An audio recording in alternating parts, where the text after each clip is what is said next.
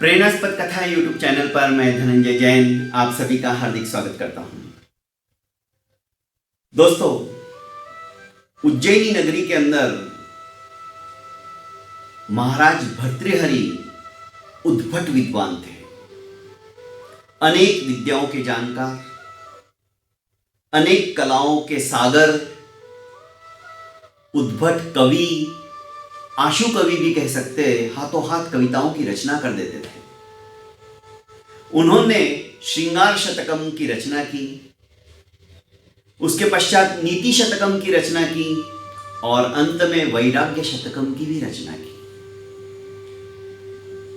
एक बार एक संत महात्मा ने अमर फल लाकर महाराज भर्तृहरि को दिया और कहा कि राजन, इस फल को खाने के पश्चात तुम अमर हो जाओगे, आदि व्याधि उपाधि से उन्मुक्त हो जाओगे, हमेशा जवान दिखोगे। महाराज भर्तृहरि बहुत खुश हुए, पर वे सोचने लगे ये फल खा के मैं क्या करूंगा। वो अपनी तीसरी रानी पिंगला से बहुत ज्यादा प्यार करते थे, अत्यधिक प्यार करते थे। रानी अत्यंत रूपवती थी, देवताओं के देवांगनाओं को भी तिरस्कृत कर दे ऐसा उसका रूप और सौंदर्य था। और उसके रूप के अंदर इतने मोहित थे, कई बार वे अपना राजपाट की तरफ ध्यान भी नहीं दे पाते थे। महाराज ने सोचा, क्यों नहीं यह फल मैं पिंगला को दे दूं। पिंगला खाएगी तो हमेशा जवान रहेगी और मुझे भरपूर सुख देगी। यही सोचकर महाराज रानी के कक्ष में गए और पिंगला को वह सब कुछ बताते हुए कि यह अमर फल इस तरह से मुझे प्राप्त हुआ है, इसे तुम खा लो। रानी ने वह फल रख लिया और महाराज भर्तृहरि के जाने के पश्चात सोचने लगी, यह फल खा के मैं क्या करूं। यह फल तो मुझे उस कोतवाल को देना चाहिए जो दिन रात मेरी इच्छाओं की पूर्ति करता है, मुझे शारीरिक सुख से तृप्त करता है। रानी कोतवाल से प्यार करती थी। कोतवाल की देह यष्टि अत्यंत सुदृढ़ थी। रानी के मन में विचार आया, दूसरे क्षण दासी को भेज के कोतवाल को बुला लिया गया। कोतवाल को सारी स्थिति समझाई, यह फल मैं तुम्हें देना चाहती हूं, इस फल को तुम खाओ और मेरी समस्त इच्छाओं की पूर्ति करो। कोतवाल वह फल लेकर निकल गया। सोचने लगा, मैं तो रानी के पास सिर्फ धन और ऐश्वर्य की प्राप्ति के लिए जाता हूं, पर मैं जिसे प्यार करता हूं,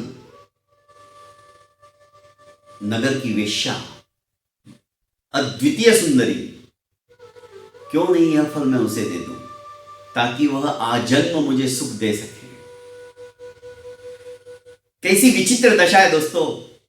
हम जिसे प्यार करते हैं वो किसी और से प्यार करता है या करती है और वो किसी और से। यही संसार है। राजा भर्तृहरि को अत्यंत विश्वास था कि रानी पिंगला सिर्फ मेरी और मेरी है, पर राजा का यह भ्रम था। कोतवाल ने वह फल वेश्या को दे दिया। वेश्या सोचने लगी, इस फल को खाकर मैं क्या करूंगी।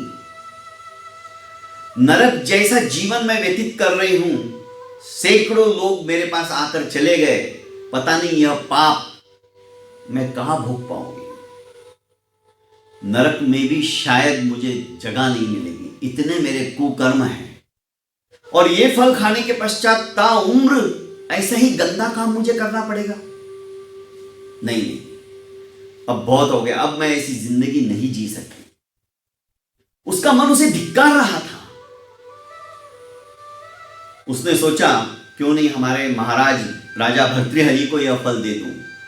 वे तरुण रहेंगे, निरोगी रहेंगे, अमर हो जाएंगे, तो शायद प्रजा की भली भांति से रक्षा कर सकते हैं, सेवा कर सकते हैं, पालना कर सकते हैं। मन में विचार आते ही वेश्या वहां से निकली और महाराज का दर्शन हेतु राज दरबार में पहुंच गई। महाराज के समक्ष उपस्थित होने के पश्चात उसने आदर के साथ में वो फल दिया और कहा कि महाराज आप चिरायु रहो, दीर्घायु रहो, यही कामना लेकर यह फल मैं आपको देने के लिए आई हूं। राजा को बड़ा आश्चर्य हुआ। तत्क्षण उन्होंने पहचान लिया, यह फल तो मुझे सिद्ध पुरुष गोरखनाथ जी ने दिया है। यह फल इसके पास कहां से आया? सच सच बता, यह फल तुझे किसने दिया? वेश्या घबरा गई। उसने सब कुछ सच सच बता दिया। मेरा तो धंधा ही है, मैं अपना शरीर बेचकर अपना जीवन निर्वाह करती हूं। मुझे यह फल कोतवाल ने दिया। कोतवाल को बुलाया गया। कोतवाल को सख्त हिदायत दी, तूने यदि झूठ बोला तो तेरे यहीं पे 100 टुकड़े कर दूंगा। कोतवाल भी भय के मारे सब कुछ सच सच बता दिया कि यह फल तो मुझे महारानी पिंगला ने दिया है। राजा अंतर तक कांप उठा। जिसको मैंने दिलो जान से प्यार किया, वो रानी कोतवाल से प्यार करती है, कोतवाल वेश्या से प्यार करता है। उसी क्षण उनको वैराग्य हो गया और उन्होंने वैराग्य शतकम की रचना की। दोस्तों, संसार ही ऐसा है, इसलिए किसी और से मत प्यार करो। करना ही है प्यार तो उस परम पिता परमेश्वर से करो। सच्चे दिल से तुम उसे चाहोगे, वो भी तुम्हें सच्चे दिल से प्यार करेगा। दोस्तों, बहुत बहुत धन्यवाद। इसी तरह से सुंदर सुंदर छोटी छोटी कहानियां सुनने के लिए YouTube चैनल को लाइक एवं सब्सक्राइब कर ज़्यादा से ज़्यादा शेयर कीजिए। और क्या पता किसके जीवन के अंदर कौन सी कहानी सुनकर परिवर्तन आ जाए और उसका पुण्य फल आपको प्राप्त हो। बहुत बहुत धन्यवाद।